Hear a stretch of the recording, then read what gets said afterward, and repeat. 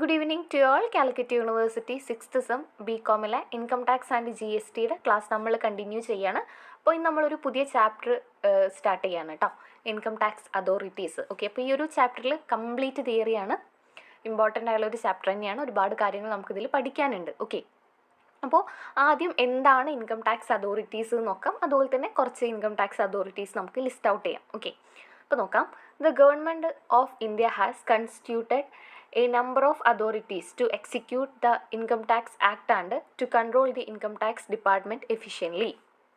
അതായത് income tax ആക്റ്റിൽ പറഞ്ഞിട്ടുള്ള കാര്യങ്ങൾ നല്ല രീതിയിൽ എക്സിക്യൂട്ട് ചെയ്യാൻ വേണ്ടിയിട്ടും അതുപോലെ തന്നെ ഇൻകം ടാക്സ് ഡിപ്പാർട്ട്മെൻറ്റ് എഫിഷ്യൻ്റായിട്ട് കൺട്രോൾ ചെയ്യാൻ വേണ്ടിയിട്ടും ഗവൺമെൻറ് ഓഫ് ഇന്ത്യ കൺസ്റ്റിറ്റ്യൂട്ട് ചെയ്തിട്ടുള്ളതാണ് എന്ത് പറഞ്ഞത്, നമ്പർ ഓഫ് അതോറിറ്റീസ്. ഇതിനെയാണ് ഇൻകം ടാക്സ് അതോറിറ്റീസ് എന്ന് പറയുന്നത്. Okay, the government of India has constituted a number of authorities to execute the Income Tax Act and to control the Income Tax Department efficiently. Okay. To administrate the Income Tax Act, hierarchy of authorities exist. They have various powers and functions. അപ്പോൾ അവർക്ക് ഒരുപാട് പവേഴ്സും ഫങ്ഷൻസും ഒക്കെ ഉണ്ടായിരിക്കും. അതൊക്കെ നമുക്ക് പഠിക്കാനുണ്ട്. Okay, following are the income tax authorities in India. Okay, അപ്പോൾ ഇനി പറയുന്ന ഒരു 10 ഇൻകം ടാക്സ് അതോറിറ്റീസ് നമുക്ക് വളരെ ഇമ്പോർട്ടൻ്റ് ആണ്. ഇതിൽ ഫസ്റ്റ് പറയുന്ന central board of direct tax, അതിനെക്കുറിച്ചിട്ട് നമുക്ക് ഡീറ്റെയിൽഡ് ആയിട്ട് കുറച്ച് കാര്യങ്ങൾ പഠിക്കാനുമുണ്ട്. ഓക്കെ, അപ്പോൾ the following are the income tax authorities in India എന്ന് പറയുമ്പോൾ ഫസ്റ്റ് പറയുന്നതാണ് central board of direct tax, CBDT. ഇതിനെക്കുറിച്ചിട്ട് മേ ബി നിങ്ങൾക്ക് 2 മാർക്കിൻ്റെ ക്വസ്റ്റ്യനൊക്കെ കഴിഞ്ഞ സെമ്മിൽ, അതായത് ഇൻകം ടാക്സ് ലോ ആൻഡ് അക്കൗണ്ട്സിൽ നിങ്ങൾ കേട്ടിട്ടുണ്ടായിരിക്കും. CBDT, central board of direct tax, അതാണ് ഫസ്റ്റ് ഹയസ്റ്റ് അതോറിറ്റി എന്ന് പറയുന്നത്. ഓക്കെ, പിന്നെ നെക്സ്റ്റ് പറയുന്നതാണ് director general of income tax or chief commissioner of income tax. Okay, director general of income tax or chief commissioner of income tax, അത് രണ്ടാമത്തെ. മൂന്നാമത് പറയുന്നതാണ് director of income tax or commissioner of income tax, director of income tax or commissioner of income tax. നാലാമത് പറയുന്നതാണ് additional director of income tax or additional commissioner of income tax. Okay, അഞ്ചാമത്തെയാണ് joint director of income tax or joint commissioner of income tax. ആറാമത്തെയാണ് deputy director of income tax or deputy commissioner of income tax. Okay, ഏഴാമത്തെയാണ് assistant director of income tax or assistant commissioner of income tax.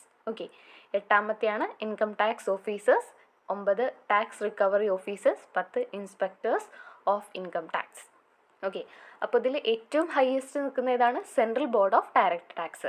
അത് കഴിഞ്ഞിട്ട് ബാക്കി വരുന്ന 9 director general of, ഞാനിപ്പോൾ list out ചെയ്ത കാര്യങ്ങളില്ല. അപ്പോൾ ഇത് നിങ്ങൾ ഈ ഒരു 10 ഡീറ്റെയിൽഡ് ആയിട്ട് തന്നെ പഠിക്കണം. ഓക്കെ, അപ്പോൾ നെക്സ്റ്റ് നമുക്ക് നോക്കാനുള്ളത് central board of direct tax, CBDTനെ കുറിച്ചിട്ടാണ്. അപ്പോൾ എന്താണ് CBDT എന്നും അതുപോലെ തന്നെ അതിൻ്റെ കുറച്ച് പവേഴ്സും, CBDTയുടെ മാത്രം പവേഴ്സ് കേട്ടോ. Central board of direct tax എന്നാന്നും അതുപോലെ തന്നെ powers of the CBDT. Okay, it is the highest authority of income tax department. Income tax ഡിപ്പാർട്ട്മെൻറ്റിലെ ഹയസ്റ്റ് അതോറിറ്റിയാണ് ഇത് പറയുന്നത്, central board of direct tax അഥവാ CBDT എന്ന് പറയുന്നത്. ഓക്കെ, മേ ബി ചിലപ്പോൾ ക്വസ്റ്റ്യനിൽ 2 മാർക്കിൻ്റെ ക്വസ്റ്റ്യനിൽ അപ്പെക്സ് ബോഡി എന്ന് ചോദിക്കാം, അതുപോലെ തന്നെ അഡ്മിനിസ്ട്രേറ്റീവ് ഹെഡ് എന്ന് ചോദിക്കാം, അതുപോലെ തന്നെ സുപ്രീം അതോറിറ്റി എന്ന് ചോദിക്കാം. ഇതൊക്കെ ചോദിച്ചാൽ ഏതാണ്, നമ്മുടെ CBDT, central board of direct tax ആണ്. അപ്പെക്സ് ബോഡിയും അതുപോലെ തന്നെ അഡ്മിനിസ്ട്രേറ്റീവ് ഹെഡും അതുപോലെ തന്നെ സുപ്രീം അതോറിറ്റി ഒക്കെ എന്താണ്, central board of direct tax ആണ്. Okay, it is the highest authority of income tax department. Okay, it makes rules and issues instructions and directions to other income tax authorities. അതായത് മറ്റുള്ള income tax അതോറിറ്റീസിന് വേണ്ടിയിട്ട്, മറ്റുള്ള എന്ന് പറയുമ്പോൾ central board of direct tax അല്ലാത്ത ബാക്കിയുള്ള ഈ 9 വേണ്ടിയിട്ട് ഇതെന്ത് ചെയ്യുന്നുണ്ട്, റൂൾസ് മേക്ക് ചെയ്യുന്നുണ്ട്, ഇൻസ്ട്രക്ഷൻസും ഡയറക്ഷൻസും ഒക്കെ ഇഷ്യൂ ചെയ്യുന്നൊക്കെ ഉണ്ട്.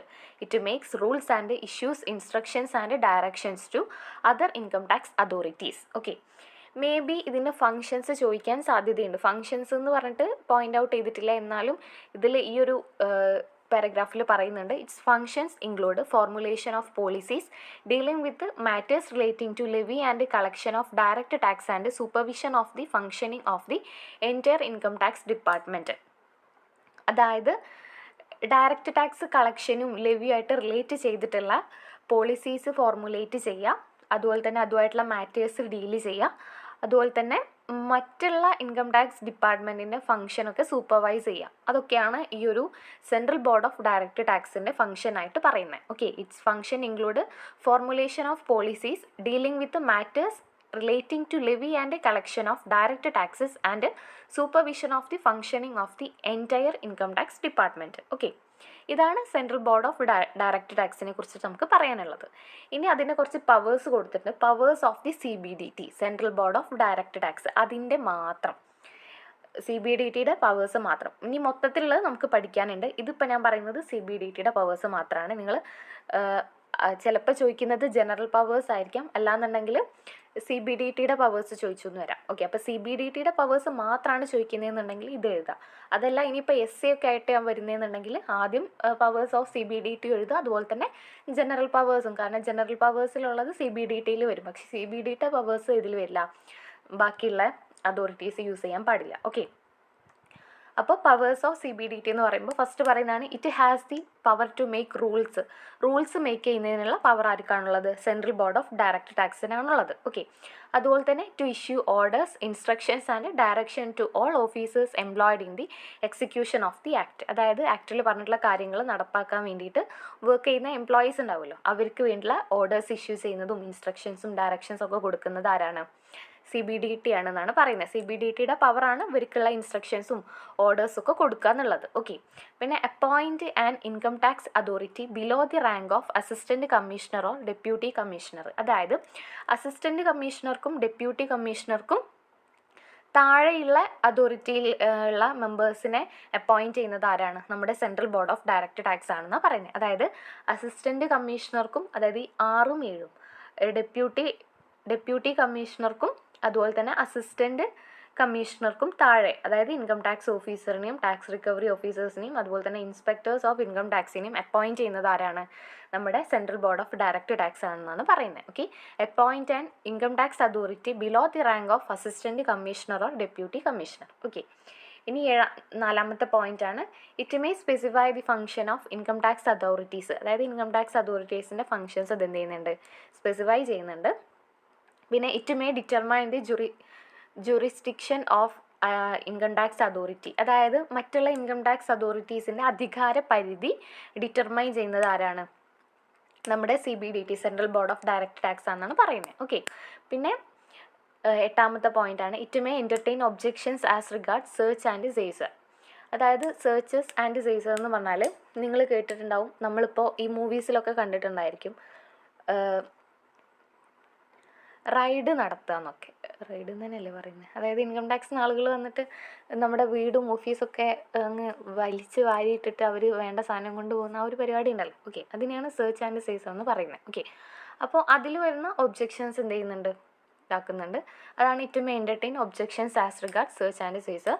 പിന്നെ it may issue orders to admit claims for exemption, deduction, refund or relief after the expiry of the period of specified for the purpose. അതായത് നമ്മൾ ഈ ടാക്സ് ലയബിലിറ്റി അടയ്ക്കുമ്പോൾ, അതായത് ടാക്സ് നമുക്ക് അടയ്ക്കുമ്പോൾ നമുക്ക് എന്തുണ്ടായിരിക്കും? ഡിഡക്ഷൻസും അതുപോലെ തന്നെ എക്സംഷനും റീഫണ്ടും റിലീഫും ഒക്കെ ഉണ്ടായിരിക്കും. ഓക്കെ, അപ്പോൾ അത് കിട്ടണമെന്നുണ്ടെങ്കിൽ ഒരു പ്രത്യേക പീരീഡ് പറയും, ഒരു കാലാവധി.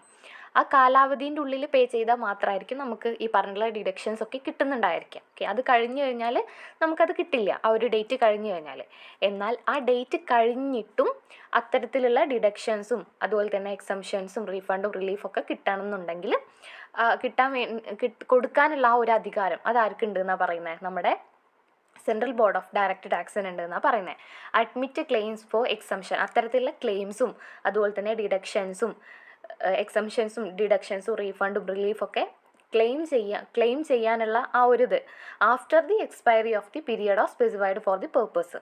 ഓക്കെ, അപ്പോൾ അത്തരത്തിലുള്ളൊരു പീരീഡ് കഴിഞ്ഞതിന് ശേഷവും ഇത്തരത്തിലുള്ള എക്സംഷൻസും അതുപോലെ തന്നെ ഡിഡക്ഷൻസും റീഫണ്ടും റിലീഫൊക്കെ ക്ലെയിം ചെയ്യുന്നതിനുള്ള ഒരു ചാൻസ് കൊടുക്കാനുള്ള അത് ആർക്കുണ്ടെന്നാണ് പറയുന്നത്? നമ്മുടെ സെൻട്രൽ ബോർഡ് ഓഫ് ഡയറക്റ്റ് ടാക്സിനുണ്ട് എന്നാണ് പറയുന്നത്. ഓക്കെ, പിന്നെ ലാസ്റ്റ് പറയുന്നതാണ് it may declare any organisation as A company. ഒരു സെൻട്രൽ ബോർഡ് ഓഫ് ഡയറക്റ്റ് ടാക്സിന് എന്ത് ചെയ്യാം? ഒരു ഓർഗനൈസേഷനെ കമ്പനിയായിട്ട് ഡിക്ലെയർ ചെയ്യാമെന്നാണ് പറയുന്നത്. ഓക്കെ, അപ്പോൾ ഇത്രയും കാര്യങ്ങളാണ് നമുക്ക് എന്ത് പറയുന്നത്? സെൻട്രൽ ബോർഡ് ഓഫ് ഡയറക്റ്റ് ടാക്സിൻ്റെ പവേഴ്സായിട്ട് പറയാനുള്ളത്. ഇമ്പോർട്ടൻ്റ് ആണ് കേട്ടോ. അതായത് ഇപ്പോൾ maybe short essay question ആയിട്ട് what is central board of direct tax and അതിൻ്റെ പവേഴ്സ് എഴുതാൻ വേണ്ടിയിട്ട് ഷോർട്ട് എസ്സേ ആയിട്ട് വരാം. അങ്ങനെ ഷോർട്ട് എസ്സേ ആയിട്ടാണ് വരുന്നതെന്നുണ്ടെങ്കിൽ ആദ്യം central board of direct tax എന്താണെന്ന് എഴുതുക, അതുപോലെ തന്നെ അതിൻ്റെ പവേഴ്സ് എഴുതുക. ഓക്കെ, അതല്ല ഇനി എസ്സേ ആയിട്ടാണ് പറയുന്നതെന്നുണ്ടെങ്കിൽ ആദ്യം central board of direct tax എന്താണെന്ന് എഴുതുക. ഓക്കെ, എന്നിട്ട് അതിൻ്റെ ഈ പവേഴ്സ് എഴുതുക. ഇപ്പോൾ നമ്മൾ പറഞ്ഞ പവേഴ്സ് ഓഫ് ദി CBDT എഴുതുക. അതിൻ്റെ കൂടെ തന്നെ നമുക്ക് പറയാനുള്ള കുറച്ച് ജനറൽ പവേഴ്സ് ഉണ്ട്. ജനറൽ പവേഴ്സ് എന്ന് പറയുമ്പോൾ ഈ പറഞ്ഞിട്ടുള്ള മൊത്തത്തിലുള്ള അതോറിറ്റീസിന് ബാധകമായിട്ടുള്ളതാണ് ജനറൽ പവേഴ്സ്. അതിൽ ഉള്ള നമുക്ക് കുറച്ച് പോയിന്റ് നമുക്ക് ഓർമ്മയുണ്ടെങ്കിൽ അതും കൂടെ ആഡ് ചെയ്താൽ എസ്സേ ആയിട്ട് ഹെൽപ്പ് ചെയ്യും. കാരണം എസ്സേക്ക് കുറേ എഴുതാൻ വേണമല്ലോ. ഓക്കെ, അപ്പോൾ അതും കൂടെ എഴുതിയ ഒരു എസ്സേയും ആയി. ഓക്കെ, അപ്പോൾ ഇതാണ് സെൻട്രൽ ബോർഡ് ഓഫ് ഡയറക്റ്റ് ടാക്സിനെ കുറിച്ചിട്ട് പറയാനുള്ളത്. ഓക്കെ, അപ്പോൾ ഇനി നെക്സ്റ്റ് നമുക്ക് നോക്കാനുള്ളത് ജനറൽ പവേഴ്സാണ്. ഓക്കെ, അതായത് ഇപ്പോൾ ഇതുവരെ നമ്മൾ പറഞ്ഞിട്ടുള്ളത് എന്തായിരുന്നു, CBDTയുടെ പവറിനെ കുറിച്ചിട്ടായിരുന്നു. അപ്പോൾ ഇനി നമുക്ക് നോക്കാനുള്ളത് general powers and functions of income tax authorities.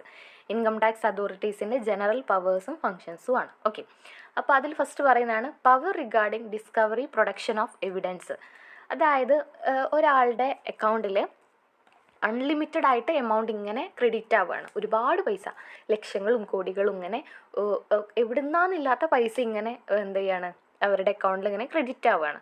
അപ്പം അങ്ങനത്തെ ഒരു സിറ്റുവേഷനിൽ അതിനൊരു സോഴ്സ് പറയാനില്ല. ഓക്കെ, അങ്ങനെ ഒരു സോഴ്സ് പറയാനുള്ള പക്ഷത്തിൽ ഇൻകം ടാക്സ് ഡിപ്പാർട്ട്മെൻറ്റിന് ഇത്തരത്തിലുള്ള അതോറിറ്റീസിന് എന്ത് ചെയ്യാൻ കഴിയും, ഇത് എവിടെ ഈ പണം വരുന്നത്, എങ്ങനെയാണ് വരുന്നത് എന്നുള്ള കാര്യങ്ങൾ നമുക്ക് ചോദിച്ചാൽ അതാണ് power regarding discovery production of evidence. Okay, അതാണ് ഫസ്റ്റത്തെ പോയിന്റ് പറയുന്നത്. ഇനി രണ്ടാമത് പറയുന്ന പോയിന്റാണ് power of search and seizure. ഇത് നമ്മൾ നേരത്തെ ഇപ്പോൾ ഓൾറെഡി പറഞ്ഞില്ലേ, അതായത് റെയ്ഡിങ് നടത്തുന്നത്, അതാണത് power of search and seizure. The power to order search and seizure vest in the director general or director or chief commissioner. Warrant of authorization for search and seizure has to be prescribed form. It cannot be issued in general terms without specifying person in respect of whom it is issued. അതായത് നമുക്കിപ്പോൾ ഇതുപോലെ, അതായത് ഒരുപാട് കുറേ നമ്മൾ അതായത് ഒരു വ്യക്തിയുടെ അടുത്ത് പറഞ്ഞു, നിങ്ങൾ ഇത്തരത്തിലുള്ള, അതായത് നിങ്ങളുടെ ഇൻകമായിട്ട് റിലേറ്റ് ചെയ്തിട്ടുള്ള കാര്യങ്ങൾ നിങ്ങൾ ഈ ദിവസം അവിടെ സബ്മിറ്റ് ചെയ്യണം, ആവശ്യമുണ്ടെന്ന് ഇൻകം ടാക്സ് ഡിപ്പാർട്ട്മെൻറ്റ് പറയുകയാണ്. പക്ഷേ അവരതൊന്നും ചെയ്യുന്നില്ല. അപ്പോൾ അങ്ങനത്തെ ഒരു സിറ്റുവേഷനിൽ ഇവർക്ക് വീട്ടിൽ വന്നിട്ട് അല്ലെങ്കിൽ കമ്പനിയിൽ വന്നിട്ട് കാര്യങ്ങളൊക്കെ വീട്ടിൽ വന്ന്, നിങ്ങൾ മൂവീസിലൊക്കെ കണ്ടിട്ടുണ്ടാവുമല്ലോ, വലിച്ചു വാരിയിട്ട് അവർക്ക് വേണ്ടതും കൊണ്ട് അവർ പോകും. അപ്പോൾ അതിനുള്ള ഒരു അധികാരം ഉണ്ട് എന്നാണ് പറയുന്നത്. അതാണ് power of search and seizure. Search എന്ന് പറയുമ്പോൾ അത് തിരയുക, സീസർ എന്ന് പറയുമ്പോൾ അത് പിടിച്ചെടുത്ത് കൊണ്ടുപോവുക. ഓക്കെ, പിന്നെ power to requisition of books of account. അതായത് ഒരു വന്നിട്ട് അവിടുത്തെ ബുക്സ് ഓഫ് അക്കൗണ്ട്സും ഡോക്യുമെൻ്റൊക്കെ ചെക്ക് ചെയ്യാനുള്ള അധികാരം ഉണ്ട് എന്നാണ് പറയുന്നത്. Where the director general or director or the chief commissioner find that the books of account or other document or the assets have been custody by any officer under any other law, then he may authorize the authority to deliver such item in his custody. എന്നിട്ട് അത് കസ്റ്റഡിയിൽ വെക്കാനുള്ള അധികാരമൊക്കെ ഉണ്ടെന്നാണ് power to requisition of books of accounts. Okay, പിന്നെ next പറയുന്നതാണ് power to call for information. അതായത് ഏതെങ്കിലും തരത്തിലുള്ള ഒരു പ്രത്യേക ഇൻഫോർമേഷന് വേണ്ടിയിട്ട് കാര്യങ്ങളൊക്കെ അന്വേഷിച്ച് ചോദിക്കാനുള്ള അത്തരത്തിലുള്ള ഒരു അധികാരം ഈ പറഞ്ഞ അതോറിറ്റീസിനുണ്ടെന്നാണ് പറയുന്നത്. Assessing officer, the joint commissioner or the commissioner may for the purpose of the act require any firm to furnish. അതൊന്നും വേണം, നിങ്ങൾക്ക് കാര്യം മനസ്സിലായില്ലേ? ഓക്കെ, അതാണ് power to call for information എന്ന് പറയുന്നത്. പിന്നെ പവർ ഓഫ് സർവേ, അതും ഇതുപോലെ തന്നെ ഇൻഫോർമേഷൻസിന് വേണ്ടിയിട്ട് സർവേ നടത്തുന്നതിനുള്ള അധികാരം. And income tax authority commissioner, director, deputy director, assistant director, assessing officer is empowered to make survey for the purpose of this act. Okay, പിന്നെ നെക്സ്റ്റ് പറയുന്നതാണ് ഇത് power to collect certain information. അതായത് നമുക്ക് ഇത്തരത്തിലുള്ള informations collect ചെയ്യുന്നതിനുള്ള and income tax authority for the purpose of collecting any information may enter any place within the limits of the area assigned to him. Okay, അതായത് അവർക്ക് assign ചെയ്തിട്ടുള്ള ഒരു ഏരിയയിൽ നിന്ന് ആവശ്യമായിട്ടുള്ള ഏത് സ്ഥലത്തു നിന്നാണെങ്കിലും ഇൻഫോർമേഷൻസ് കളക്ട് ചെയ്യുന്നതിനുള്ള ഒരു പവർ ഉണ്ട് എന്നാണ് പറയുന്നത്. അതാണ് power to collect certain information. Okay, പിന്നെ നെക്സ്റ്റ് പറയുന്നതാണ് power to inspect registers of company. അതായത് കമ്പനിയുടെ രജിസ്ട്രാർ ചെക്ക് ചെയ്യാനും the assessing officer, the joint commissioner, the commissioner is empowered to inspect the register of the companies. Okay, ഇപ്പോൾ അവിടുത്തെ കാര്യങ്ങളൊക്കെ അറിയാൻ വേണ്ടിയിട്ട് അത്തരത്തിലുള്ള അധികാരം ഈ പറഞ്ഞിട്ടുള്ള അതോറിറ്റീസിന് ഉണ്ട് എന്നാണ് പറയുന്നത്. ഓക്കെ, പിന്നെ ഇമ്പോസിഷൻ ഓഫ് പെനാൽറ്റി.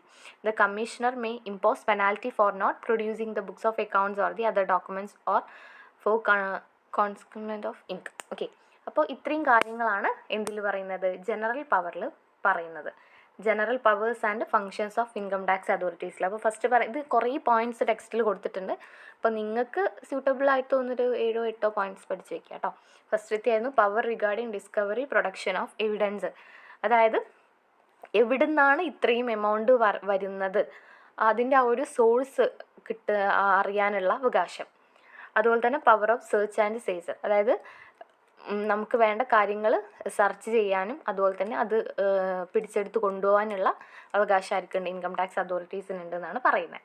പിന്നെ power to requisition of books of accounts, അതായത് ബുക്സ് ഓഫ് അക്കൗണ്ട്സ് ഒരു കമ്പനിയിലെ അല്ലെങ്കിൽ ഒരു സ്ഥാപനത്തിലെ ബുക്സ് ഓഫ് അക്കൗണ്ട്സ് ചെക്ക് ചെയ്യാനുള്ള അവകാശം, കസ്റ്റഡിയിൽ വെക്കാനുള്ള അവകാശം ഉണ്ടെന്നാണ് പറയുന്നതാണ് power to requisition of books of account. Power to call information, അതായത് ഒരു പ്രത്യേക തരത്തിലുള്ള ഒരു ഇൻഫോർമേഷന് വേണ്ടിയിട്ട് ഡീറ്റെയിൽഡ് ആയിട്ട് വന്ന് അന്വേഷിക്കാനുള്ള അവകാശവും ചോദിച്ചറിയാനുള്ള അവകാശം ഉണ്ടെന്നാണ് പറയുന്നത്. അവകാശമല്ല, അത് അവരുടെ അധികാരമാണ്. ഓക്കെ.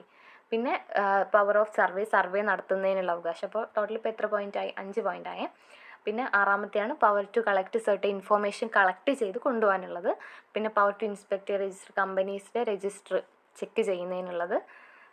പിന്നെ ഇമ്പോസിഷൻ ഓഫ് പെനാൽറ്റി. ഓക്കെ, അപ്പോൾ 8 പോയിൻറ്റ്സ് നമ്മൾ ഓൾറെഡി ഇപ്പോൾ ജനറൽ പവേഴ്സിൽ പറഞ്ഞിട്ടുണ്ട്. ഓക്കെ, അപ്പോൾ ക്വസ്റ്റ്യൻ വരുമ്പോൾ ജനറൽ പവർ ആണോ അതോ CBDTയുടെ പവർ ആണോ ക്വസ്റ്റ്യൻ വന്നിട്ടുള്ളതെന്ന് പ്രത്യേകം ശ്രദ്ധിക്കാം. CBDTയുടെ പവർ ആണെങ്കിൽ അത് മാത്രം എഴുതുക.